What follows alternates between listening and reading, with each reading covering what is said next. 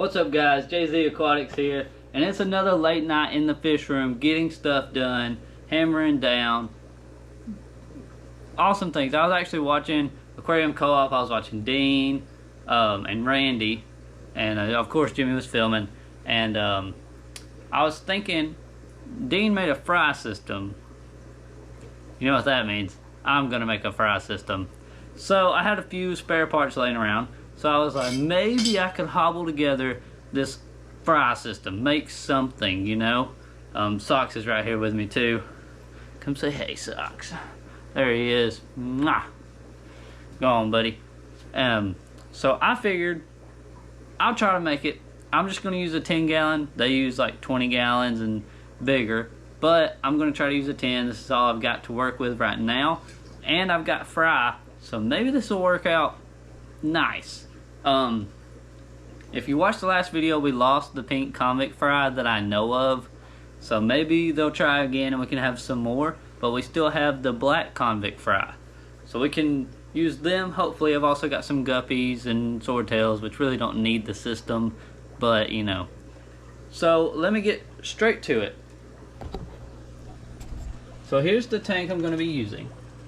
Okay, I've got a sponge filter, the heater, and then that little water pump. The little water pump is a little long of a hose, but it runs to this PVC pipe that I've got drilled in the end and slanted just slightly. And then I've drilled two really small holes. I don't know if you can see that. Yeah, one right there and one a little bit further down. So when the pump is on, it will just slope down across both and drip down into the breeder boxes. So I also caught the goldfish out and put them in this tank, and the killifish are still doing good in that tank. So I did that. It's taken me a little while to drill everything and all that because I had to use a hot knife to cut holes in these. Now these are just regular white Tupperware containers. Just cut a hole, and then I took this piece of sponge, which was actually really long. It's one of the Fluval ones for like a 110 filter, and you can get them for like $4 at PetSmart. I would recommend that for this. I cut them a little weird. I used an H, a little too big of an H, but you can fit one end and then the other through that hole so the fry can't get out. And I cut them a little low this time. I should have cut them a little bit higher, because if you put them in the tank, always get that little lip above, push it down. See, they're just a little too low right there, as you can tell, but with the water it'll kind of level it out to about right there. Just still a little low. I'll fill the tank up some more, but lesson learned on that, doing it my first time. So, but what you do is you just cut an H, get a hot knife, you know, fit it through the little hole, and you're good. Then you're going to drill your holes in your pipe, that way the water flows, and then you're going to get another piece of pipe. Well, you don't have to use pipe, you can just use airline tubing. This is for the air stones. You could just get a check valve or whatever you could use to drop some air stones into here. I'm going to use another PVC pipe. I got to get another cap for the end, but this was off my old PVC here. Just super glued that in there. And if I can pop this off for you,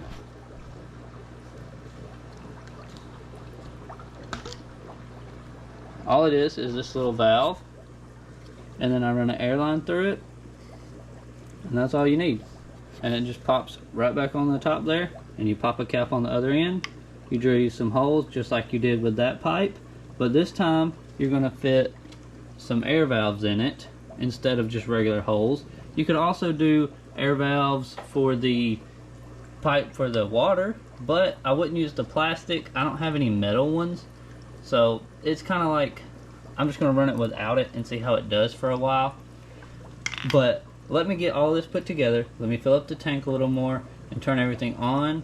And I'm not going to add air stones today. I'll wait for tomorrow to do that, and I will get back with y'all then.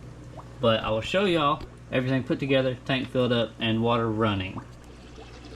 Okay guys, we're back. I got the water pump running. I also got my thermometer in there. And I got it tilted up on this piece of pipe a little bit more. Got it tilted down there a little more. I put some rocks in here to weigh this down. And now you can see the nice running water. There's not as much as this one as in this one, because I cut the hole just a little too low. Which I may go get some more of these. They're only like $1 at the Family Dollar. So we may do that and cut them a lot higher next time. I would only recommend doing 2 for a 10-gallon, because you still want to get your vacuum in here and vacuum out all the gunk in the bottom and vacuum out what they have in there. But if you had a 20, I'm sure you could do a bunch more of these. And I put some rocks in there just to weigh it down so it wouldn't float side to side to over here. And then that'll also give something to fry to kind of clean and hide to. I'm also going to get some like Java moss from over here, or another tank to put in here for a little bit of live beneficial bacteria, whatever they could eat off of that as well. Now I will be feeding them egg yolk for a while because I don't have any baby brine shrimp started in the fish room right now. But I think this is a great starter setup. Like, I think this entire setup cost me, there's $2 for those, $4 for the foam. I got the pump used, whatever you pay for the heater, PVC pipe and caps were like $5 at Lowe's. And then you got to drill your hole with a drill. So whatever it costs to get a drill in your area and that kind of stuff. And then I'm sure most of the other things you will have from your aquariums you already have in your fish room. So very cheap budget build, nothing fancy. I mean, also I'll have to get, you know, maybe I'll get a check valve, or maybe I'll do the PVC for the air stones. But I've got the air stones and I've got the line and all that. So keep that in mind as well. But this is my budget friendly fry rack build.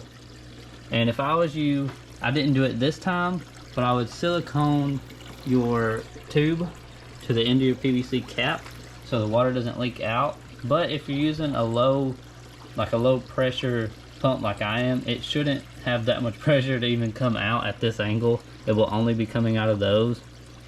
But you know, it's a just in case if you're in like an apartment or something, because when I did have it there to there, you can see it did leak a little bit onto there. But now that it's elevated, it should be fine as long as the cats don't mess it up. But anyways, thank you guys for watching my videos. I hope this helps.